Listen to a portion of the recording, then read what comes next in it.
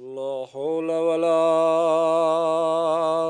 قوة إلا بالله العلي العظيم. أعوذ بالله السميع العليم من الشيطان اللعين الرجيم. بسم الله الرحمن الرحيم. الحمد لله رب العالمين والصلاة والسلام على أشرف الأنبياء والمرسلين سيدنا ونبينا وشفينا ومولانا ومقتدانا بالقاسم محمد صلى الله عليه وآله وسلم وآله الطيبين الطاهرين المعصومين الغر الميامين ولعنة الله على أعدائهم ومنكري فضائلهم ومصائبهم وغاصبي حقوقهم أجمعين من يومنا هذا إلى قيام يوم الدين. بسم الله الرحمن الرحيم. رب اشرح لي صدري ويسر لي أمري واحلل عقدة من لساني يفقهوا قولي. أما بعد فقد قال الله سبحانه تبارك وتعالى في كتابه المبين وهو أصدق الصادقين وقوله الحق. بسم الله الرحمن الرحيم. كل نفس ذائقة الموت. صلوات بھیجو.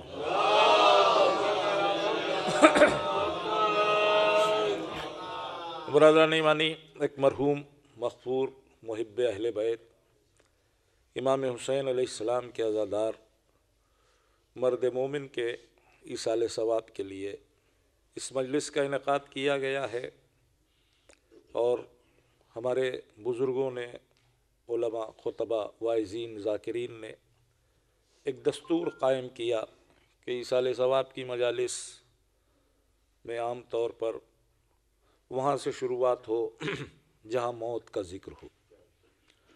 موضوعات بھی خصوصی طے ہوئے، موت کے حوالے سے، زندگی کے حوالے سے، نجات کے حوالے سے، آخرت کے حوالے سے گفتگو ہو. انہی بزرگوں کی سیرت پر عمل کرتے ہوئے میں نے سورہ آل عمران کی 186ویں آیہ شریفہ کی تلاوت کا شرف حاصل کیا. بہت مشہور ہے، بارہا آپ حضرات نے اس آیت کو سنا ہے. اس میں ایک ایسی سچائی کا اعلان ہے کہ جس کا کوئی منکر نہیں. عام طور پر باغی مزاج سچائیوں کا انکار کرتے ہیں، اور موت ایک ایسی سچائی ہے کہ جس کا کوئی انکار نہیں کرتا. یہ تو ممکن ہے کہ لوگ ذات واجب کا انکار کر دیں، لیکن یہ ناممکن ہے کہ کوئی موت کا انکار کرے. اور اگر کوئی سرفراز کرے بھی تو اسے مفر کب ہے موت سے. موت کے آہنی پنجے معینہ وقت پہ اسے اپنی گرفت میں بہرحال لے لیں گے. تو موت ایک ایسی سچائی ہے کہ جس کا کوئی انکار نہیں. موت کے حوالے سے جب ہم سوچتے ہیں اور غور کرتے ہیں تو عام طور پر یہ سمجھ میں آتا ہے کہ ایک دن انسان پیدا ہوا اور ایک دن انسان مر جاتا ہے. سارے انسانوں کو، ساری مخلوقات کو موت آتی ہے. موت انسانی سچائی ہے، بشری حقیقت ہے، سب کو موت آئے گی. لیکن قرآن مجید نے جب موت کا ذکر کیا تو انسانیت کے حوالے سے نہیں کیا، بشریت کے حوالے سے نہیں کیا. یہ نہیں کہا کہ انسانوں کو موت آئے گی، یہ نہیں کہا کہ بشریت کو موت ہے. کہا کل نفس ذائقۃ الموت، موت نفس کو آئے گی. اب ذرا سا اگر غور و فکر کر لیں تو بات واضح ہو جاتی ہے کہ موت نفس کو آئے گی. انسان بظاہر دو چیزوں کا کم سے کم مجموعہ ہے. انسان کے پاس دو چیزیں ہیں، ایک ہے جسم اور ایک ہے روح. یہ دو چیزیں جب ایک جگہ جمع ہوتی ہیں تو ایک زندگی وجود میں آتی ہے۔ جسم اگر بغیر روح کے ہے تو زندگی نہیں ہے، اور بغیر جسم کے روح کا تصور نہیں ہے۔ تو یہ جسم اور روح، یہ دو چیزیں جب اکٹھا ہو جاتی ہیں تو ایک زندگی کو جنم دیتی ہیں۔ یہ دو ایسی حقیقتیں ہیں کہ جو زندگی کے کارواں کو آگے بڑھاتی ہیں، روح اور جسم۔ جسم مادہ ہے، میٹر ہے، اس کی سٹیجز ہیں۔ روح کیا ہے کوئی نہیں جانتا، روح کی حقیقت کا علم نہیں ہے کسی کو۔ جب پوچھا گیا تو اللہ نے اپنے حبیب سے کہا کہ میرے حبیب کہہ دو روح امر خدا ہے، بس اس سے زیادہ کچھ نہیں۔ تو اللہ نے روح کا علم عالم بشریت میں اتارا ہی نہیں، لہذا روح کے بارے میں کوئی جانتا ہی نہیں۔ جسم کے بارے میں لوگ جانتے ہیں، جسم کی ایک ایک عضو پہ ریسرچز ہیں، ایک ایک پارٹ پہ گفتگو ہے، دل کا کیا کام ہے، دماغ کا کیا کام ہے، رگوں کا کیا کام ہے، شریانوں کا کیا کام ہے، آنکھوں کی کیا کیفیت ہے۔ نہ جانے کتنے اسکالرس ہیں کہ جو جسم کے پارٹ پر ریسرچ کرتے ہیں۔ ہمارے ڈاکٹر صاحب تشریف فرما ہیں، آنکھوں ہی پہ انہوں نے ریسرچ فرمائی، انسانی آنکھوں کی کیفیت اور اس میں روشنی کی کیفیت، یہ سب چیزیں ریسرچ کے تحت ہیں، لیکن آج تک کوئی روح پہ ریسرچ نہیں کر سکا، کوئی نہیں کر سکا۔ وہ جو اپنی روحانیت کا اعلان کرتے ہیں وہ بھی نہیں جانتے ہیں روح کیا ہے۔ بہت سے ایسے بھی تو لوگ ہیں جو روحانیت کا اعلان کرتے ہیں، اخباروں میں اشتہارات آتے ہیں روحانی علاج یہاں ہوتا ہے، تو وہ جو روحانی معالج ہیں ان کو بھی نہیں پتا کہ روح کہتے کسے ہے۔ ایک صلوات بھیجے محمد والے محبت پر۔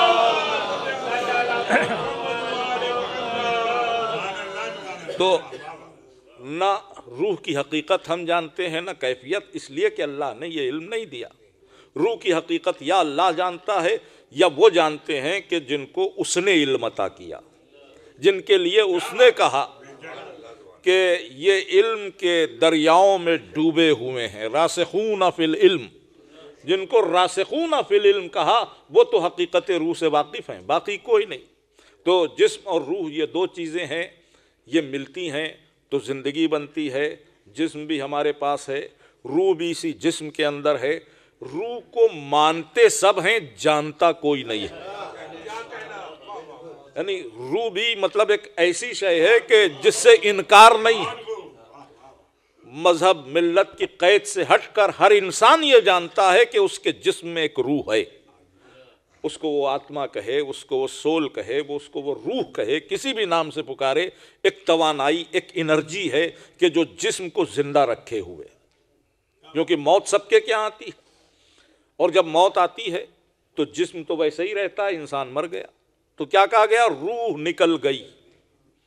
تو اب زندگی دو چیزوں کا نام ہے، جسم اور روح کے اتصال کو زندگی کہتے ہیں، جسم اور روح کے اتصال کو زندگی کہتے ہیں۔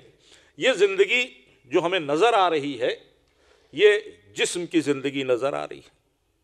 ہم جو دیکھتے ہیں، ہاتھ ہل رہا ہے، آنکھیں کام کر رہی ہیں، پاؤں حرکت میں ہیں، زبان بول رہی ہے، یہ سب کیا ہے، یہ جسم کی زندگی ہے۔ روح ہے یہ جانتے ہیں، کہاں ہے اس کوئی خبر ہی نہیں۔ اس جسم میں روح ہے، میں کہوں ہاتھ میں روح ہے، کہیں گے نہیں۔ پیر میں ہے، نہیں۔ اچھا نہیں ہے تو ہاتھ کام کیوں کر رہا ہے؟ اس کا مطلب پورے جسم میں ہے، کہاں ہے ہمیں نہیں خبر۔ اسی بنیاد پہ مولا نے فرمایا تھا کہ جس نے اپنے کو پہچانا اس نے رب کو پہچانا، جس نے اپنے کو پہچانا اس نے رب کو پہچانا۔ اپنے کو تو پہچانیے، جس میں آپ کو خبر نہیں کہ روح کہاں ہے یہ جانتے ہیں۔ تو اب آپ کو دکھائی دے یا نہ دکھائی دے، اس کائنات میں خدا ہے۔ جیسے آپ روح سے بے خبر ہیں ویسے ہی اس کی ذات سے بے خبر ہیں۔ ایک صلوات بھیجے محمد والے محمد پر۔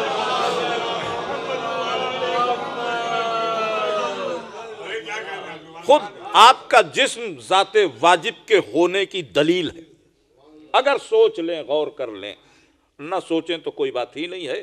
تو یہ جسم ہے، یہ روح ہے۔ جسم زندہ ہے، اس لیے زندہ ہے کہ اس کے اندر روح ہے۔ اب کہیے تو ایک جملہ عرض کر دوں کہ جسم ظاہر ہے، روح غیب ہے۔ جسم ظاہر ہے، روح غیب ہے۔ اس ظاہر کی زندگی اسی غیب پہ ہے۔ اس کا مطلب یہ کہ نظام یہ ہے کہ ظاہر زندہ رہتا ہے غیب کی وجہ سے۔ اگر غیب نہ ہو تو ظاہر زندہ نہیں ہے۔ اگر اس دنیا کا ظاہر زندہ ہے تو غیب میں کوئی روح ہے جو اسے زندہ رکھے ہوئے۔ ایک صلوات بھیجے محمد والے محمد۔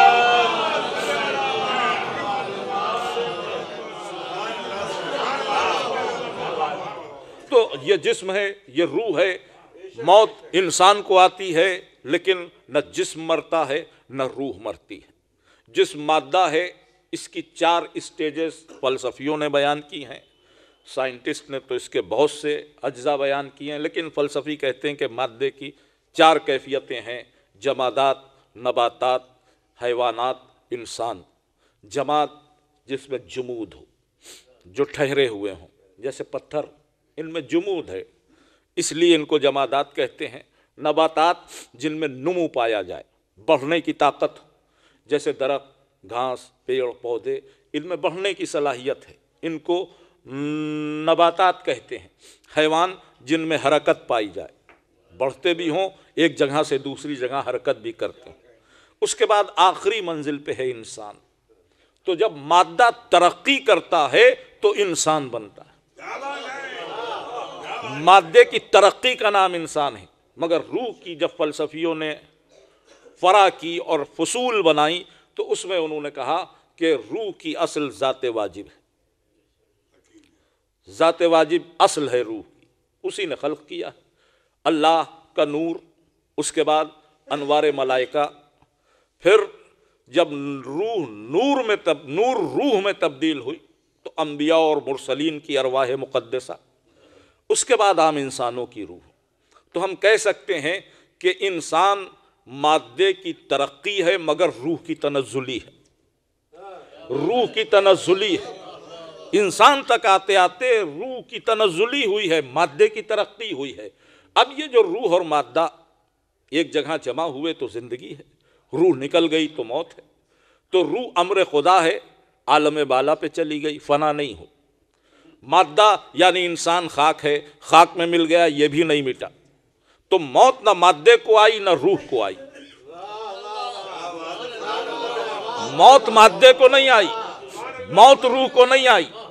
اب یہ روح اور مادہ ایک جگہ اکٹھا ہوئے۔ اب میں کیسے عرض کروں کہ کوئی بھی 2 چیزیں جب جوڑی جاتی ہیں تو اس میں جوڑ لگایا جاتا ہے۔ مثال کے طور پر یہ عزاخانے میں دروازہ لگا ہوا ہے، تو دیوار میں جو دروازہ لگا تو یوں ہی دروازہ کھڑا نہیں کر دیا گیا، دروازہ لکڑی کا ہے، دیوار پتھر کی ہے۔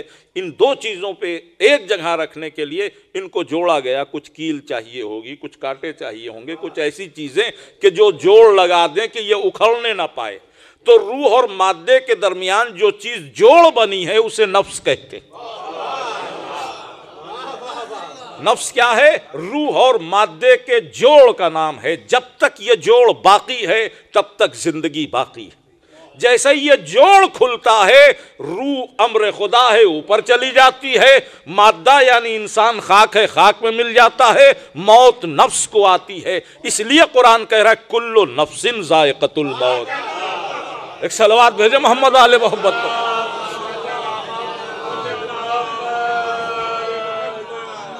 اب بس یہاں سے گفتگو یہ تمہید ختم، اور بہت زیادہ دیر نہیں، چونکہ آج بہت سی مجالس ہیں شہر میں، مجھے بھی ابھی 2 مجلسوں میں اور شرکت کرنا ہے، لہٰذا بہت اختصار کے ساتھ کوشش کروں گا کہ نماز کے وقت سے پہلے میری گفتگو ختم ہو جائے، کیونکہ 12:30 بجے غالباً یہاں نماز ہوتی ہے۔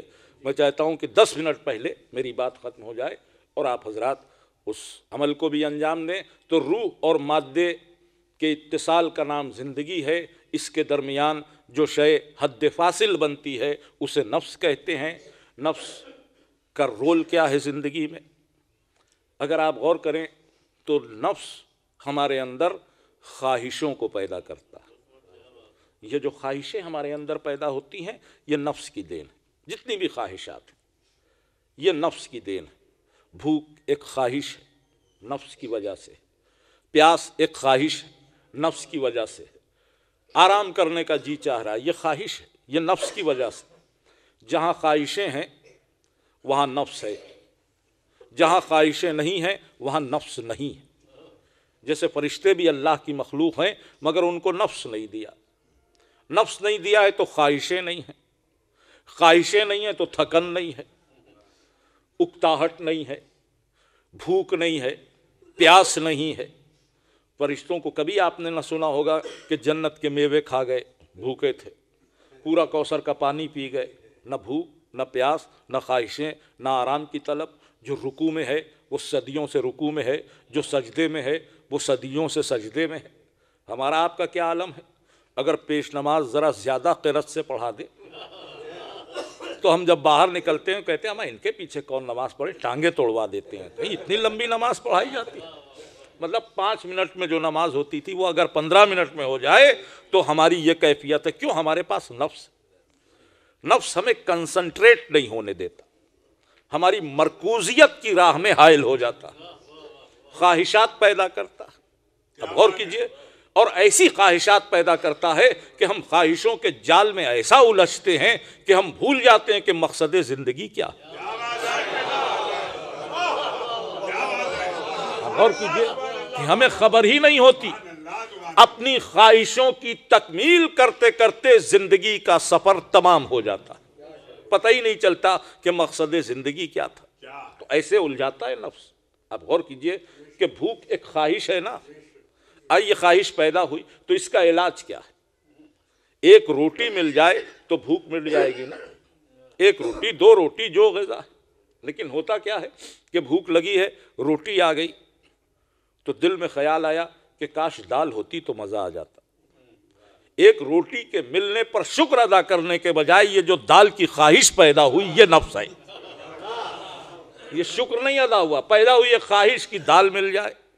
اگر دال بھی آ جائے تو دیکھی صورت، اگر اس میں بگھار لگا ہو تو کیا کہنا۔ اب ذرا غور مائیں، اگر بگھاری ہوئی دال آ جائے، تھوڑی سی سبزی ہوتی، کچھ کباب ہوتے، کچھ گوشت ہوتا، کچھ مرغ ماہی، آپ ذرا غور مائیں کہ ایک خواہش مٹانے بیٹھے تھے 1000 لے کر اٹھے، 1000 لے کر اٹھے۔ تو اس کا مطلب یہ کہ خواہشیں ایک ایسا جال ہیں کہ جو انسان کو اپنے اندر جکڑ لیتی، جو انسان کو اپنے اندر جکڑ لیتی۔ یہ خواہشیں ہیں کہ جو انسان کو جینے نہیں دیتی۔ یہ نفس مسلسل خواہشوں کو پیدا کرتا ہے، مسلسل خواہشوں کو پیدا کرتا ہے، اور انسان اس نفس کے چکر میں آ کے سب کچھ بھلا دیتا۔ اب یہ نفس خواہشیں پیدا کرتا ہے، خواہشوں کے گھوڑے بے لگام ہوتے ہیں، انسان بندگی کے راستے کو فراموش کر دیتا ہے۔ تو کوئی تو ہو کہ جو روکے۔ تو اللہ نے اس خواہشات کے گھوڑے پر لگام لگانے کے لیے ہم کو عقل عطا کی۔ اب یہ جو جوہر عقل ہے یہ کیا کرتا ہے؟ یہ خواہشات کے گھوڑے پہ لگام لگاتا ہے، اور اس عقل کا تعلق روحانیت سے رکھا، اور پیغمبر نے کہا کہ عقل تمہارے اندر کے نبی کا نام ہے۔ عقل کو کیا کہا؟ نبی باطن کہا، یہ اندر کا نبی ہے۔ آپ غور کیجئے گا کبھی بھی زندگی میں کہ کچھ غلط کرنے چلیے تو اندر سے کوئی کہے گا ضرور کہ یہ غلط ہے، کوئی ٹوکے گا۔ اس میں مذہب ملت کی کوئی قید نہیں ہے۔ اگر انسان ہے اور جب وہ کچھ غلطی کی طرف بڑھے گا تو اندر سے ایک آواز آئے گی کہ یہ نہیں کرنا چاہیے، یہ آواز اندر کے نبی کی آواز ہے۔ جو اپنے اندر کے نبی کی آواز سن لے اسی کے لیے صراط مستقیم ہموار ہے۔ جو اندر کے نبی کی آواز کو نہ سن پائے وہ باہری نبی کی آواز کو کیا پہچانے گا؟ نہیں پہچان سکتا۔ تو اندر سے ایک نبی ہے جو آواز دیتا ہے، جو صراط مستقیم کی طرف بلاتا ہے۔ اب غور کیجئے کہ یہ عقل ہے کہ جو غلط اور صحیح کی تمیز کرا رہی ہے، اور یہ نفس ہے کہ جو خواہشات میں ڈبو رہا۔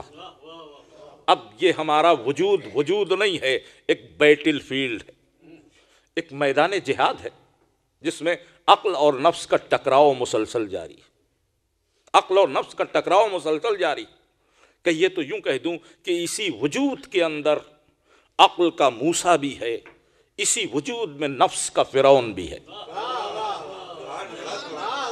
اسی وجود کے اندر عقل کا موسیٰ بھی ہے، نفس کا فرعون بھی ہے، اور دونوں برسر پیکار ہیں۔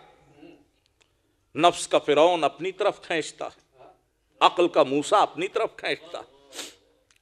جب ہم جھوٹ بولنے کو تیار ہوئے تو عقل کے موسیٰ نے ایک ٹہوکا دیا کہ جھوٹ نہ بولو، بری بات ہے۔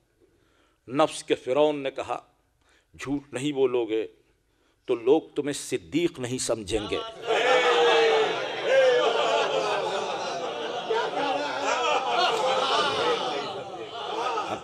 یہ ٹکراؤ ہے عقل کے موسیٰ اور نفس کے فرعون کا۔ غور کیجئے کہ حق و باطل کے فرق کو محسوس کرو، یہ عقل نے سجھایا۔ نفس کے فرعون نے کہا کہ اگر یہی فرق محسوس کر لیا تو تمہاری فاروقیت کے قصیدے کون پڑھے گا؟ اب آپ کیا سمجھ رہے ہیں مجھے نہیں خبر، میں فلسفے کا ایک مسئلہ بیان کر رہا ہوں، بس اس سے زیادہ نہیں۔ آپ ذرا غور مائیں کہ عقل نے کہا، عقل نے آواز دی کہ حلال رزق حاصل کرو۔ نفس نے کہا جب تک لوگوں کا مال مارو گے نہیں، غنی کہہ کر کوئی سلام نہیں کرے گا۔ اب اسی وجود میں ایک ٹکراؤ ہے، عقل کا موسیٰ ایک طرف، نفس کا فرعون ایک طرف۔ جب نفس کا فرعون ہار جاتا ہے، عقل کا موسیٰ جیت جاتا ہے، تو انسان کبھی ابوذر بن جاتا ہے، کبھی مقداد بن جاتا ہے، کبھی سلمان بن جاتا ہے۔ صلوات پڑھیں محمد و آل محمد۔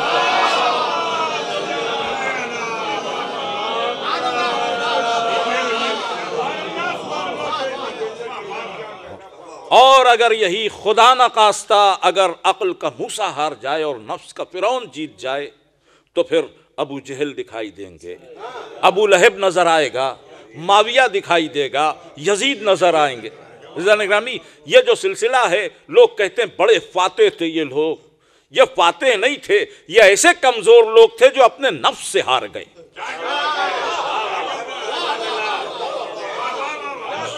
جن کو دنیا فاتح سمجھتی ہے، یہ نفس سے ہارے ہوئے لوگ، یہ نفس سے ہارے ہوئے لوگ۔ اب اور مائیں اگر نفس سے ہارے نہ ہوتے تو بغاوتوں کے یہ منظر نہ نظر آتے جو تاریخ میں بھرے ہوئے ہیں۔ یہ کون لوگ ہیں؟ یہ نفس سے شکست خوردہ لوگ۔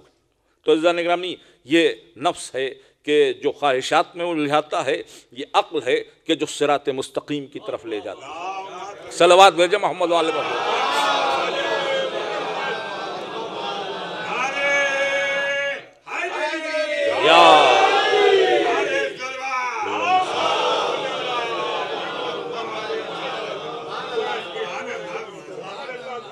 تھوڑا سا لفظوں کو اور آسان کر دوں، نفس کا نتیجہ ہوس ہے، ہوس پیدا ہوتی، عقل کا نتیجہ بندگی، بندگی پیدا ہوتی، عقل کی پیروی بندگی کی طرف لے جاتی ہے اور نفس کی پیروی ہوس کی طرف لے جاتی ہے۔ ہوس ہلاکت میں ڈال دیتی ہے، بندگی شہادت عطا کر کے زندہ جاوید بنا دیتی ہے۔ تو بندگی کا سفر یہی زندگی کی معراج، اور یہ عقل چونکہ بندگی کی طرف لے جاتی ہے تو دنیا میں کوئی ایسا انسان نہیں ہے کہ جس میں جذبہ بندگی نہ پایا جائے، کوئی انسان ایسا نہیں، ذوق پرستش سب میں پایا جاتا ہے۔ اب عقل نے ذوق پرستش پیدا کیا، بندگی کی طرف رہنمائی کر دی، لیکن شیطان نے اس جذبہ بندگی کو ہائی جیک کر لیا، اور ہوا یہ کہ معبود حقیقی کے بجائے کبھی یہاں جھکوا دیا، کبھی وہاں جھکوا دیا، کبھی پیڑ پودوں کے آگے سر جھک گیا، کبھی پتھروں کے آگے سر جھک گیا، کبھی آفتاب و مہتاب کے آگے سر جھک گیا۔ یہ سر جھکانا یہ بتاتا ہے کہ ذوق پرستش فطری ہے، یہ فطری ہے، یہ عقل کی رہنمائی میں ہے۔ اب خدا نہیں ملا جبین کو، یہ حادثہ ہے، یہ حادثہ۔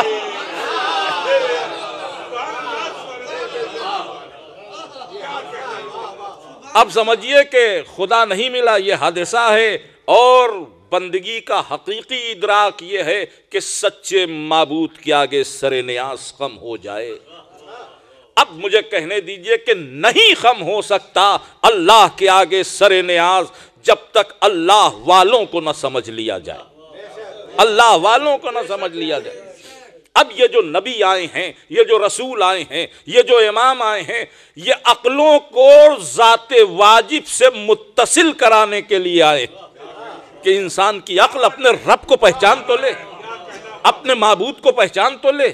آپ ذرا غور فرمائیں کہ توحید چلانے سے توحید نہیں پیدا ہوگی جب تک ان کے در دولت پر غلامی نہ کر لو کہ جن کو مظہر توحید بنایا گیا، جن کو مظہر توحید بنایا گیا۔ بس عزیزان گرامی، گفتگو کو زیادہ طول نہیں دینا چاہتا۔ جن کو مظہر توحید بنایا گیا ہے وہی رہنمائی کریں گے کہ ذات واجب کے در پر کیسے سجدہ ریز ہوا جائے، حقیقت توحید کیا ہے، بندگی کی سچائی کیا ہے۔ اب ذرا غور فرمائیں کہ دو لفظیں ہیں کہ جو بندگی کی آبرو، ہم بندے ہیں، ہماری معراج یہ ہے کہ ہم اپنے رب کو راضی کر لیں، ہماری معراج یہ ہے کہ ہم اپنے رب سے قریب ہو جائیں۔ دو چیزیں، رضا اور قربت۔ اس رضا اور قربت کا تصور ہی نہیں ہے بغیر اہل بیت کے۔ نہ کوئی اللہ کو راضی کر سکتا ان کے بغیر، اور نہ کوئی اللہ کے قریب ہو سکتا اہل بیت اطہار کے بغیر۔ اب غور فرمائیں کہ رضا اور قربت یہ دو لفظ ہیں۔ رضا کیا ہے؟ اپنے رب کو راضی کرنا۔ کوشش تو آپ کی بھی یہی ہے، کوشش تو ہماری بھی یہی ہے۔ یہ جو مسجد میں نماز پڑھ رہا ہے یہ بھی اللہ کو راضی کرنا چاہتا ہے، وہ جو شیو جی کے مندر میں جل چڑھا رہا ہے وہ بھی اللہ کو راضی کرنا چاہتا ہے، وہ جو کلیسا میں جا کر کراس کے سامنے سر جھکا کے کھڑا ہے وہ بھی اللہ کو راضی کرنا چاہ رہا ہے، وہ جو یہودی عبادت قدوں میں جا رہا ہے وہ بھی اللہ کو راضی کرنا جا رہا ہے، وہ جو بدھوں کے پگوڑا میں جا کر سر کو خم کیے ہوئے ہے وہ بھی اللہ کو راضی کرنا چاہ رہا ہے۔ کون ہے جو اللہ کو راضی نہیں کرنا چاہتا؟ دعویٰ ہمارا ہے کہ ہم مسجد میں جاتے ہیں اس لیے اللہ ہم سے راضی ہے، اس کا دعویٰ ہے کہ وہ مندر میں جاتا ہے اس لیے اللہ اس سے راضی ہے۔ تو یہ سب تو خام خیالی ہے نا، یہ ہمارے دعوے ہیں، سچائی کہاں؟ اللہ راضی ہوا کیسے ہوا ہمیں نہیں خبر۔ کچھ لوگوں کو ہم نے رضی اللہ کہنا شروع کر دیا، اللہ راضی ہے کہ نہیں اس کی ہمیں خبر نہیں ہے۔ اللہ راضی ہوتا ہے، کیسے راضی ہوتا ہے؟ کیسے راضی ہوتا ہے؟ اس نے کہا جب ہم راضی ہوتے ہیں تو جنت عطا کرتے ہیں، اس کی رضا جنت عطا ہوتی ہے۔ پھر اس نے آواز دی کہ ہم مومنین کے نفسوں کو خرید لیتے ہیں بدلے میں جنت۔ پھر آواز دی کہ ہم مومنین کے نفسوں کو خرید لیتے ہیں بدلے میں رضا کے۔ تو کچھ بندے وہ ہیں کہ جو نفس بیچ کے جنت لے لیتے ہیں، کوئی ایسا بھی ہے کہ جو نفس بیچ کے رضا لے لیتا۔ دونوں سودوں کا تذکرہ قرآن میں ہے۔ کچھ بندوں نے نفس بیچا جنت لے لی، کچھ بندوں نے نفس بیچا رضا لے لی۔ اب رضا الہی کے مظہر بن گئے۔ تو نفس تو ایک ہی بک رہا ہے، قیمتیں دو کیوں ہیں؟ سوال ہے نا کہ نفس خریدا، کبھی جنت دی کبھی رضا دی۔ تو بات صرف اتنی سی ہے کہ مال ایک ہی ہوتا ہے، کوالٹی بدل جاتی ہے۔ بازار میں آپ کو 30 روپے کلو بھی چاول ملے گا اور 150 روپے کلو بھی ملے گا۔ چاول ہے ان کا 30 اور 150 فرق کیوں ہے؟ کہ بھئی یہ روزمرہ کھانے کا غریبوں کا چاول، وہ صاحبان ثروت کا ہے، خوشبودار ہے، باسمتی ہے اور یہ ہے وہ ہے۔ تو معلوم یہ ہوا کہ جیسے جیسے کوالٹی بڑھتی ہے ویسے ویسے قیمت بڑھتی ہے۔ تو عام مومنین کا نفس بکتا ہے تو جنت ملتی ہے، اور جب امیر المومنین اپنا نفس بیچتے ہیں، ایک صلوات بھیجے محمد علیہ محمد۔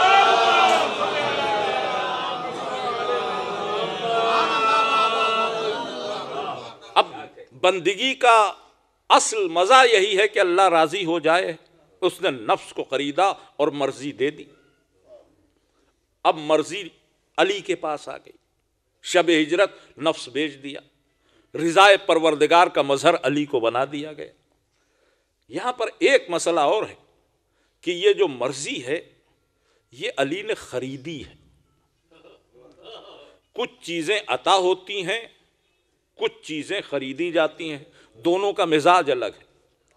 عطا کا مزاج یہ ہے کہ عطا واپس ہو جائے گی، خریدی ہوئی چیز کا مزاج یہ ہے کہ وہ ملکیت بن جائے گی۔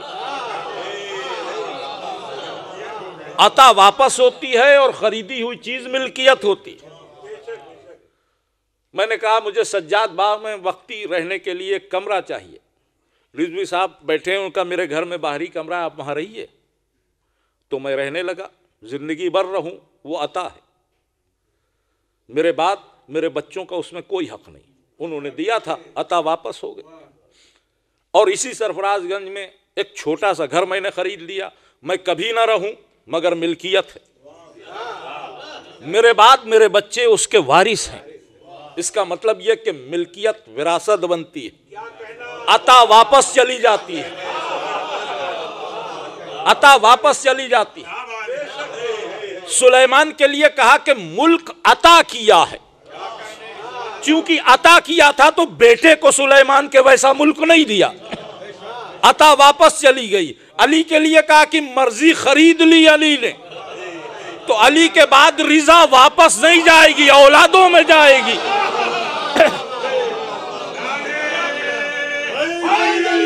یا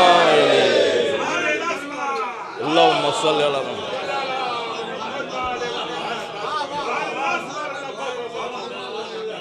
اب یہ جو رضا الہی ہے یہ علی کی اولادوں میں برابر سے جائے گی۔ وہ سب رضا کے ٹکڑے ہیں جو مختلف زمینوں پہ سو رہے ہیں۔ کربلا بھی مرکز رضا ہے، کاظمین بھی مرکز رضا ہے، نجف بھی مرکز رضا ہے، سامرہ بھی مرکز رضا ہے۔ یہ سب رضا الہی کے مرکز ہیں۔ اللہ راضی ہوتا، اللہ ان کے ذریعے راضی ہوتا، چونکہ رضا انہیں دے دی۔ کسی کو اب اگر علی سے بیعت لینا ہو تو اللہ کے پاس جائے، نفس وہاں چلا گیا، اور کسی کو اللہ کو راضی کرنا ہو تو در علی پہ آئے، رضائیں یہاں آ گئی ہیں۔ نفس وہاں ہے، رضائیں یہاں ہے۔ اب اگر اللہ کو راضی کرنا ہے تو یہ ذریعہ رضا بنیں گے۔ اب ذرا غور فرمائیں کہ کسی نے پوچھا کہ مولا ہمیں کیسے پتا چلے کہ اللہ راضی ہے کہ ناراض؟ سوال ہوا تو مولا نے کہا کہ تم انسانوں کے لیے کیسے پتا کرتے ہو کہ اللہ راضی ہے کہ ناراض؟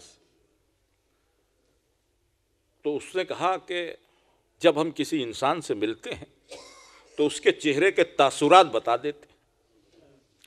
ہم کسی سے ملاقات کریں، وہ دیکھ کر مسکرا دے، لہک کر گلے لگا لے، تو ہم نے کیا سمجھا کہ یہ ہم سے خوش ہے، راضی ہے۔ اور کسی سے ملاقات ہوئی، اس نے منہ پھیر لیا، ابرو تن گئے، تو ناراض ہے۔ چہرہ وہ آئینہ ہے کہ جو رضا کا بھی پتہ دیتا ہے، ناراضی کا بھی پتہ دیتا ہے۔ چہرے سے معلوم ہوتا ہے نا۔ اب اس نے کہا کہ ہمیں کیسے پتہ چلے کہ اللہ راضی ہے کہ ناراض؟ کہ جیسے تم انسانوں کی رضا اور ناراضی چہروں سے اندازہ لگاتے ہو، ویسے ہی اللہ کے چہروں کو دیکھو۔ اللہ کا چہرہ جس سے راضی ہے اس سے اللہ راضی ہے، اللہ کا چہرہ جس سے ناراض ہے اس سے اللہ ناراض۔ تو اب اس نے پوچھا اللہ کا چہرہ کون ہے؟ تو امام صادق نے کہا نحن وجہ اللہ، ہم اللہ کے چہرے ہیں۔ کہا آپ اللہ کے چہرے ہیں؟ کہ قرآن نہیں پڑھا؟ ہر شے فنا ہو جائے گی مگر اللہ کا جلال والا اور اکرام والا چہرہ باقی رہے۔ سورہ رحمان نے کہا کہ اللہ کے چہرے کا تذکرہ ہے۔ تم کیا سمجھتے ہو چہرے سے؟ اللہ کے پاس کیا چہرہ جیسے تمہارے پاس چہرہ ہے؟ اگر چہرے کا تصور کرو گے تو پھر اس چہرے کے لیے سر کے لیے جسم، کمر، ٹانگیں، پورے جسم کا تصور کرنا پڑے گا، اور وہ جسم و جسمانیات سے منزہ ہے۔ اس قرآن کی ایک آیت کو نہ سمجھنے کے سبب مسلمانوں کی اکثریت گمراہ ہو گئی۔ جو اپنے کو فرزندان توحید کہتے ہیں، توحید توحید کے نعرے لگاتے ہیں، ان سے بڑا کوئی مشرک ہی نہیں ہے۔ وہ توحید اور شرک کے فرقی کو نہیں پہچانتے۔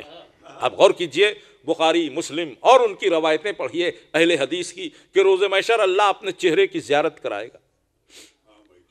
اللہ لوگوں سے ملاقات کرے گا، اور جب ملاقات کرے گا حنبلیوں کا عقیدہ تو لوگ کہیں گے کہ آپ ہی اللہ ہیں، تو پھر وہ اپنا روپ بدل لے گا، جیسے داستان امیر حمزہ چل رہی، جادو کی چھڑی ہے، کوئی روپ بدل رہا ہے، کوئی کچھ، اللہ روپ بدل لے گا، تب لوگوں کو یقین آئے گا کہ یہ میرا اللہ ہے۔ اب ذرا غور فرمائیں کہ اہل حدیث کے یہ عقیدے ہیں حنابلہ کے، اس پہ پورے قصے ہیں۔ ابن تیمیہ دمشق کی مسجد میں ممبر پر بیٹھے ہیں، ممبر کی ایک سیڑھی سے نیچے اترے اور انہوں نے کہا کہ جیسے میں ایک زینے سے نیچے اترا ہوں ویسے ہی اللہ عرش سے اترتا۔ یہ ابن تیمیہ نے کہا تو وہاں شافعیوں نے ان کو جوتوں سے پیٹا۔ یہ بھی ابن بطوطہ نے اس واقعے کو اپنے سفرنامے میں تحریر کیا، ابن خلدون نے لکھا تو ابن تیمیہ مارے گئے۔ پھر انہوں نے یہ بھی کہا کہ ہر شب جمعہ اللہ عرش سے اترتا ہے خانہ کعبہ پر، اور پھر گدھے پہ بیٹھ کے چکر لگاتا ہے پورے مکے کے۔ اب ذرا غور فرمائیں کہ ذات واجب کی شان میں یہ گستاخی۔ مجھے برادرم عباس ارشاد نقوی کا ایک جملہ یہاں پہ بہت پسند ہے کہ جو قوم اپنے خدا کو گدھے پہ بٹھا دے، اگر وہ گدھوں کو تخت خلافت پہ بٹھا دے،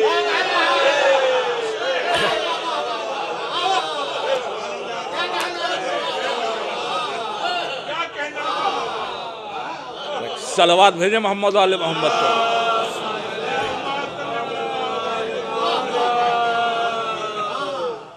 اور کیجئے کہ جو درگت خدا کی بنائی گئی ہے، خود مسلمانوں میں، دوسروں کو تو جانے دیجئے، کہنے کو فرزندان توحید، تو ایک آیت نہ سمجھی، اس لیے نہیں سمجھی کہ جو معلمین قرآن تھے ان سے رشتہ ٹوٹ گئے۔ امام نے آیت کو سمجھایا کہ تم کیا سمجھتے ہو اللہ کے چہرے سے؟ امام سوال کر رہے ہیں، تمہاری طرح کیا چہرہ ہے؟ اس کی ذات بہت بلند ہے اس سے کہ جسم و جسمانیات کے ساتھ اس کا تصور کیا جائے۔ کہ حضور پھر آپ ہی بتائیں، کہ یہ بتاؤ تمہارا چہرہ کس لیے ہے؟ امام نے سوال کیا، اب وہ چپ، کہ یہ بھی نہیں جانتے؟ تمہارا چہرہ تمہاری پہچان کا ذریعہ ہے، تمہارا چہرہ وجہ معرفت ہے، پہچان کی وجہ ہے، اسی لیے چہرے کو وجہ کہتے ہیں۔ امام نے فرمایا چہرے کو وجہ اسی لیے کہتے ہیں کہ یہ وجہ معرفت، یہ پہچان کا ذریعہ ہے۔ اب غور کیجئے کہ انسان چہرے سے ایک لمحے میں پہچان میں آتا، جسمانیات دھوکہ دے دیتی۔ ابھی مثال کے طور پہ تصور کریں کہ ایک لمحے کے لیے سب کے چہرے سپاٹ ہو جائیں، تو اب جو لوگ بیٹھے ہیں پہچان میں نہیں آئیں گے، کون کہاں بیٹھا، کہاں ڈاکٹر صاحب بیٹھے ہیں، کہاں رضوی صاحب بیٹھے ہیں، کہاں شیبو میاں بیٹھے ہیں، کہاں ہمارے کرنل صاحب بیٹھے ہیں، یہ سمجھ میں نہیں آئے گا۔ چہرہ ایک پل میں بتا دیتا۔ تو امام نے کہا چہرہ پہچان کا ذریعہ ہے، وجہ معرفت ہے۔ اب امام نے فرمایا جو تمہاری پہچان کا ذریعہ ہے وہ تمہارا چہرہ ہے، جو اللہ کی پہچان کا ذریعہ بن جائیں وہ اللہ کے چہرے۔ اس کے بعد فرمایا نحن وجہ اللہ، ہم اللہ کے چہرے۔ تو اللہ کی پہچان کا ذریعہ اہل بیت اطہار ہے، یہ چہرے ہیں۔ اب اگر یہ راضی تو اللہ راضی، اور یہ ناراض تو اللہ ناراض۔ یہی تو دیکھنا ہے کہ اللہ کس سے راضی ہے، کس سے ناراض ہے۔ بس یہ دیکھ لیے کہ اہل بیت جس سے راضی ہیں اس سے اللہ راضی ہے، جس سے اہل بیت ناراض ہیں اس سے اللہ ناراض ہے۔ اب ذرا غور فرمائیں، تو یہ ہے مرحلہ رضا، رضا انہی کی وجہ سے۔ اور یہ جو قربت ہے، کس کی قربت؟ جب بھی کوئی عبادت کرتے ہیں آپ تو آپ کیا کہتے ہیں؟ قربتاً الی اللہ، اللہ سے قریب ہونے کے لیے۔ کیا ممکن ہے اللہ سے قریب ہونا؟ کبھی غور کیجئے، قربتیں دو طرح کی ہیں۔ علماء نے کہا کہ ایک قربت زمانی ہوتی ہے، ایک قربت مکانی ہوتی ہے۔ زمانی قربت کا مطلب یہ کہ ہم نے کسی کا زمانہ پایا تو اس سے ہم زمانے سے قریب۔ مکانی قربت کا مطلب یہ کہ کسی سے ہماری دو بدو ملاقات ہو۔ میں مجلس پڑھ رہا ہوں، آپ مجلس سن رہے ہیں، تو آپ ہمیں دیکھ رہے ہیں، ہم آپ کو دیکھ رہے ہیں، یہ قربت مکانی ہے۔ یہ کیا ہے؟ قربت مکانی ہے۔ بہت سے لوگوں سے ہم دو بدو بالمشافہ نہیں ملے مگر اس دور میں ہیں۔ مثلا آپ حضرات ہیں مختلف عالموں کی تقلید کرتے ہیں، مثلا صادق شیرازی صاحب کی تقلید میں میں ہوں، میں نے کبھی انہیں نہیں دیکھا، لیکن جس دور میں میں مقلد ہوں اسی دور میں وہ عالم ہے۔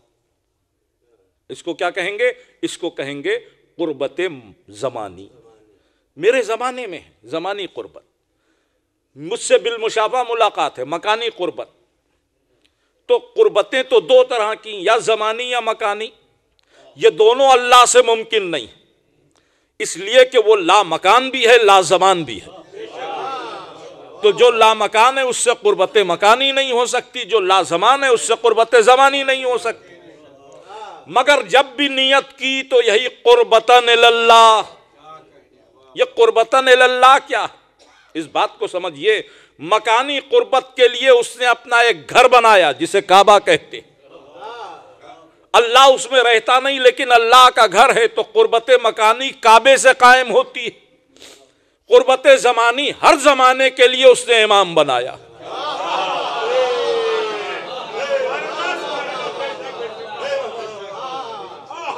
اللہ سے قریب نہیں، اہل بیت سے قریب ہو جاؤ، اللہ سے قریب ہو جاؤ گے۔ اہل بیت سے قربت اللہ سے قربت ہے، اہل بیت سے دوری اللہ سے دوری۔ یہی بنیاد ہے اسلام کی، یہی روح ہے اسلام کی۔ اسی روح کو کچھ لوگ مزمحل کرنا چاہتے ہیں۔ اہل بیت سے ہٹا دو، دنیا کے خرافات میں لگا دو، اہل بیت سے ہٹا دو، اور اگر ذکر اہل بیت ہونے لگے تو گوارا نہیں ہوتا، برداشت نہیں ہوتا۔ آپ ذرا غور، میں برداشت نہیں ہوگا، نہیں بھائی اللہ اللہ، کچھ اللہ اللہ۔ مرحوم خطیب الایمان طاہر جولی صاحب کا بڑا مشہور واقعہ ہے کہ ماتم ہو رہا تھا، کھڑے وہ بھی تھے اور یا حسین یا حسین، تو ایک بزرگوار شیعی تھے، انہوں نے دیکھیے کب یہ قوم یا حسین سے یا اللہ کہتی ہے۔ اس کا مطلب انہیں لگ رہا تھا کہ یا حسین کچھ الگ ہے اور یا اللہ کچھ الگ ہے۔ تو ان مرحوم نے بھی عجب جواب دیا، کہا بھائی دیکھیے اللہ کو کوئی قتل کر دے گا تو لوگ یا اللہ کہیں گے، ابھی تو امام حسین شہید ہوئے ہیں اس لیے یا حسین کہا جا رہا۔ تو آپ ذرا غور فرمائیں کہ لوگوں کو حسین کے بغیر اللہ مل جائے، یہ تصور کیسے پیدا ہوتا ہے؟ یہ تصور ہی محال ہے، بغیر حسین کے اللہ مل ہی نہیں سکتے۔ قرآن کی آیتیں، پیغمبر کی لاتعداد حدیثیں اعلان کر رہی ہیں، علی تمہاری محبت نہیں ہے تو بوئے جنت نہیں سونگھ سکتا۔ اہل بیت کی معرفت اگر نہیں ہے تو وہ ہماری معرفت نہیں رکھ سکتا، اور اگر ہماری معرفت نہیں ہے تو اللہ کی معرفت ممکن نہیں۔ اب پورے قرآن میں پڑھیے، ہر جگہ ہے، جس نے رسول کو اذیت دی اس نے اللہ کو اذیت دی، جس نے رسول کا اتباع کیا اس نے اللہ سے محبت کی۔ بغیر وسیلے کے اللہ تک رسائی نہیں ہے۔ اب تم وسیلے ہی کی شاخ کاٹ دو گے تو مسلمان بھی رہو گے، شیعہ ہونا تو دور کی بات، مسلمان نہیں ہو اگر منکر وسیلہ ہو جاؤ۔ تو یہ وہ وسیلے ہیں کہ جن کو اللہ نے اپنی پہچان کا ذریعہ قرار دیا، اللہ نے اپنی پہچان کا ذریعہ قرار دیا۔ ان سے وابستگی اصل میں اللہ سے وابستگی ہے، ان سے وابستگی اصل میں حقیقی بندگی ہے۔ ظاہر ہے ہم ان کے جیسے تو نہیں ہو سکتے، ہمارے لیے تو وہ لوگ آئیڈیل ہیں کہ جو ان کے در پہ۔ اس میں بھی جو شرف امام حسین کو ہے، میں کیا عرض کروں، امام حسین کے جو ساتھ ہیں وہ سمجھیے کہ پوری شیعت کے لیے رول ماڈل، بقیہ کسی کے لیے یہ نہیں ہے۔ نہیں، آپ میری بات کو محسوس کریں، جو لوگ رسول اللہ کے ساتھ ہیں، جنگ میں ہیں، جہاد میں ہیں، کیا آپ کہہ سکتے ہیں کہ وہ سب کے سب جنتی ہیں؟ آپ نہیں کہہ سکتے۔ جو رسول اللہ کے ساتھ لڑ رہے ہیں اس میں جنتی بھی ہیں، غیر جنتی بھی۔ اس کے بعد آئیے جو حضرت علی کے ساتھ ہیں، کیا سارے جنتی ہیں؟ آپ نہیں کہہ سکتے، اس لیے کہ جہاں صفین میں مالک اشتر علی کے لشکر میں ہے، وہیں صفین میں ابو موسیٰ اشعری بھی ہے علی کے لشکر میں۔ ابو موسیٰ اشعری. تو آپ غور کیجئے کہ علی کے ساتھ جتنے ہیں ان میں جنتی بھی ہیں جہنمی بھی ہیں. امام حسن کی بزم میں جتنے ہیں ان میں جنتی بھی ہیں جہنمی بھی ہیں. ایک ذات حسین ہے کہ کربلا میں جتنے ہیں سب جنتی ہیں. یہ جو 72 ہیں آپ ذرا غور کیجئے, یوں ہی امام حسین نے نہیں کہا تھا جیسے مجھے ملے, نہ میرے نانا کو ملے, نہ میرے بابا کو ملے, نہ میرے بھائی کو ملے. بس گفتگو تمام ایک مولا حسین کے چاہنے والے کے ایصال ثواب کی مجلس. دل یہ چاہتا ہے کہ حسین کے ناصروں کا تذکرہ ہو جائے. مجلس تمام کیسے کیسے ناصر ہیں حسین کے, لاکھوں سلام ان پر. حسین کے کرم نے ان کو کہاں سے کہاں پہنچا دیا. چلے تو بہت تھے, مدینے سے مکے تک, پھر مکے سے کوفے کی راہ میں, لیکن ہر قدم پہ جب امام یہ کہتے رہے کہ شہادت مقصد ہے تو لوگ چھٹتے گئے. کچھ چلے گئے, کچھ کو بھیج دیا, جن کو امام نے سمجھا ان کو بلا لیا. جیسے زہیر قین, ان کو امام نے بلایا, یہ امام کے ساتھ نہیں تھے. وہب کلبی, ان کو امام نے بلایا. دوسری محرم کو کربلا پہنچ گئے. مختصر سے اصحاب فرات کے کنارے خیمے نصب ہوئے. یزید کا لشکر آ گیا, کہا یہاں فوج کے خیمے رہیں گے. غازی بپھر گئے, تلوار کے قبضے پہ ہاتھ. کون ہے کہ جو میرے آقا کے خیمے اکھاڑ لے؟ حسین نے عباس کے چہرے کو دیکھا, جلال کے آثار, خود کچھ نہیں بولے. اس محمل کے پاس آئے جس میں بی بی زینب تھی. اے بہن میرے شیر کو غیظ آ گیا, اے بہن میں جنگ نہیں چاہتا, اب تم ہی روکو. فضہ کو بھیجا کہ کہہ دو بی بی زینب نے بلایا. فضہ آئیں, آقا, چھوٹے آقا آپ کو شہزادی یاد کر رہی. کہا کہہ دو بس میں ابھی آ رہا ہوں, ذرا ان کو دیکھ لوں. فضہ گئیں, پھر لوٹ کر آئیں. آقا شہزادی نے کہا اگر آپ نہیں آتے تو وہ آ جائیں گی. قیامت بن کے یہ جملہ دل پہ گرا. خط کھینچا اور دوڑتے ہوئے محمل کے پاس آئے. شہزادی یہ کیا کہلا دیا, آپ آئیں گی غلام کے ہوتے ہوئے. کہا بھیا میں نہیں چاہتی کہ جنگ ہو, خیمے یہاں سے ہٹا لیے جائیں. اب جو زینب نے حکم دیا تو جن ہاتھوں نے خیمے لگائے تھے انہوں نے اکھاڑے. اب حسین کے خیمے چٹیل میدان میں. یہ دوسری محرم دوپہر کا واقعہ. سے پہر کے بعد ایک لشکر کربلا میں آیا. یہ عمر سعد کا لشکر تھا. یہ 10,000 سپاہیوں کے ساتھ آیا. دوسری محرم کی رات کو ایک لشکر آیا. یہ 20,000 کے سپارے رسالے کے ساتھ آیا. یہ لشکر قلی ملعون کا تھا. تیسری محرم کی صبح ہوئی, پھر ایک لشکر آیا. جب لشکر آتا تھا تو زمین کربلا لرزنے لگتی تھی. لشکر یزید میں نعرے تکبیر ہوتی. تیسری محرم کی شام ختم ہوتے ہوتے 50,000 امام حسین کے قاتل جمع ہو گئے. تبری نے صرف 30,000 لکھے, 50,000 تو تیسری محرم کو آ گئے تھے. چوتھی محرم صبح کا وقت ایک لشکر کچھ ایسی درستگی کے ساتھ آیا کہ پوری کربلا کی زمین لرزنے لگی. گھوڑے کے ٹاپوں کی آواز. مورخ نے لکھا کہ ننھے ننھے بچے ماؤں کی گود میں آ گئے. بڑی دہشت تھی اس لشکر کے آنے کی. بی بی زینب نے کہا فضہ پتا کرو یہ کس کا لشکر ہے. فضہ نے کچھ دیر بعد آ کر خبر دی کہ شمر بن ذوالجوشن ملعون آیا. شمر کا نام سنا اور علی کی بیٹی رونے لگی. اب بی بی رو رہی ہیں, سیدانیاں گھیرے ہوئے ہیں. بی بی کیا بات ہے؟ بی بی نے ایک ہی جملہ کہا میرے بھائی کو بلا دو. عزیزوں ایک ایک لفظ غور کیجئے, کلیجہ پھٹ جاتا ہے. کیا مناظر ہے کربلا کے. امام حسین خیمے میں آئے. جب آئے تو زینب نے اپنا سر حسین کے سینے پہ رکھ دیا. اب بی بی رو رہی, بی بی رو رہی. ذرا انصاف سے بتائیے، اپنے کو رکھ کے سوچئے، آپ کی بہن آپ کے سینے پہ سر رکھ کے روئے تو آپ کا رد عمل کیا ہوگا؟ مت رو بہن، میں موجود ہوں، میرے ہوتے ہوئے رونے کی کیا ضرورت ہے، یہی تو کہیں گے۔ مگر یہاں عجب منظر تھا، زینب رو رہی تھی، حسین کہہ رہے تھے رو لے میری زینب رو لے۔ ارے میرے آقا کو یہ بھی تو معلوم ہے کہ بعد عصر کوئی زینب کو رونے بھی نہ دے گا۔ جزاکم ربکم خیرن جزا، خدا کسی غم میں نہ رلائے سوائے غم مظلوم کربلا کی۔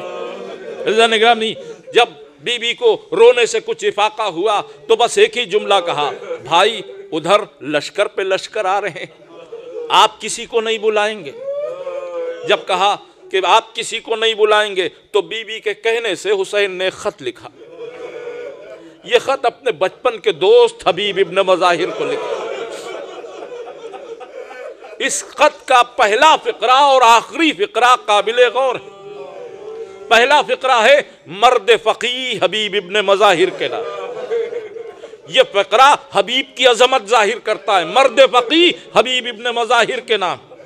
آخری جملہ جو ہے وہ کلیجہ تڑپا دیتا ہے۔ آخری جملہ کیا ہے؟ حسین بے وطن کی طرف سے۔ ارے پوری دنیا جس کا وطن ہو وہ کربلا میں کہہ رہا ہے حسین بے وطن کی طرف سے۔ حبیب نے خط کو پڑھا، زوجہ نے پوچھا کس کا خط ہے؟ کہا آقا حسین کا۔ کیا لکھا ہے؟ کہ کربلا میں گر گئے، مدد کے لیے بلایا۔ کیا سوچا ہے؟ کہ سوچنا کیا ہے، جانا تو چاہتا ہوں مگر تمہارا خیال آتا۔ زوجہ مومنہ تھی، تڑپ گئی، وائے ہو حبیب، تمہیں زہرا کا لال بلا رہا ہے، تمہیں میرا خیال ہے۔ ارے میں خاک پھاک کے زندگی بسر کر لوں گی مگر نبی کے نواسے کی مدد میں کوتاہی نہ کرو۔ حبیب نے کہا میں تمہیں آزما رہا تھا۔ نکلے، 7ویں محرم کو حبیب کو خط مل گیا تھا، 4 محرم کو خط لکھا گیا تھا، 7ویں محرم کو مل گیا تھا۔ حبیب بازار آئے، جب بازار آئے تو ابو ثمامہ سیداوی سے ملاقات ہوئی۔ عزیزان گرامی، انصار حسینی کوفے کے حالات اتنے خراب تھے کہ دو بدو گفتگو نہیں کر رہے تھے۔ مقتل پڑھیے تو حبیب ابو ثمامہ سیداوی کی پیٹھ سے پیٹھ لگائے باتیں کر رہے۔ ابو ثمامہ پوچھ رہے حبیب کوئی خبر ہے میرے آقا کی؟ کوئی خبر ہے میرے آقا کی؟ فرمایا ہاں مجھے خط آیا ہے۔ کیا لکھا ہے؟ کہ کربلا میں گر گئے۔ ابو ثمامہ نے خضاب خریدا تھا، خضاب زمین پہ پھینک دیا۔ حبیب نے کہا یہ کیوں؟ کہ اب یہ داڑھی اپنے خون سے سرخ کروں گا کربلا جا کر۔ ابو ثمامہ کربلا گئے 7ویں محرم کو، حبیب بھی گئے، راستوں کا فرق تھا، ابو ثمامہ پہلے پہنچ گئے، حبیب اس وقت پہنچے کہ جب 9ویں محرم تھی اور حسین چھوٹا سا لشکر ترتیب دے رہے تھے۔ یہ قلب لشکر ہے، یہاں عباس رہے گا، یہ میسرہ ہے، یہاں زہیر قین رہیں گے۔ میمنے پر کون رہے گا؟ کہ امیدوار آنا ہی چاہتا ہے کہ اچانک گھوڑے کے ٹاپوں کی آواز اٹھی، گرد کے بادل اڑے۔ حسین نے کہا علی اکبر میرے بچپن کا دوست آ رہا، استقبال کے لیے جاؤ۔ اب جو حبیب آئے تو یہ پہلی تکبیر تھی جو لشکر حسینی میں بلند ہوئی۔ جیسے ہی تکبیر کی آواز خیمے میں گئی، فضا سے بی بی زینب نے کہا دیکھو ہمارے بھائی کے لشکر میں تکبیر کیوں بلند ہوئی؟ فضا نے آ کر کہا کہ آپ کے بھائی کے بچپن کے دوست آ گئے۔ روایت میں جیسے ہی بی بی نے سنا کہ حبیب آ گئے ہیں، سجدے میں سر رکھا، پروردگار تیرا شکر، تو نے میرے بھائی کا ایک مددگار بھیج دیا۔ سر اٹھایا، فضا جاؤ حبیب کو زینب کا سلام کہہ دو۔ فضا نے آ کر کہا حبیب علی کی بیٹی نے آپ کو سلام کہا ہے۔ ارے حبیب نے رخسار تماچوں سے نیلگوں کر لیے، یہ غلام اس لائق ہو گئے کہ سیدانیاں سلام کہے۔ اے پروردگار آل محمد پہ یہ کیسا وقت آ گیا۔ اللہ لعنت اللہ سیعلم الذین ظلموا ای منقلب ینقلبون انا للہ و انا الیہ راجعون۔ آپ حضرات سے درخواست ہے کہ ایک مرتبہ سورہ فاتحہ اور 3 مرتبہ سورہ توحید کی تلاوت فرما کر سید حسن حیدر زیدی ابن سید ظہیر حسن مرحوم کی رکو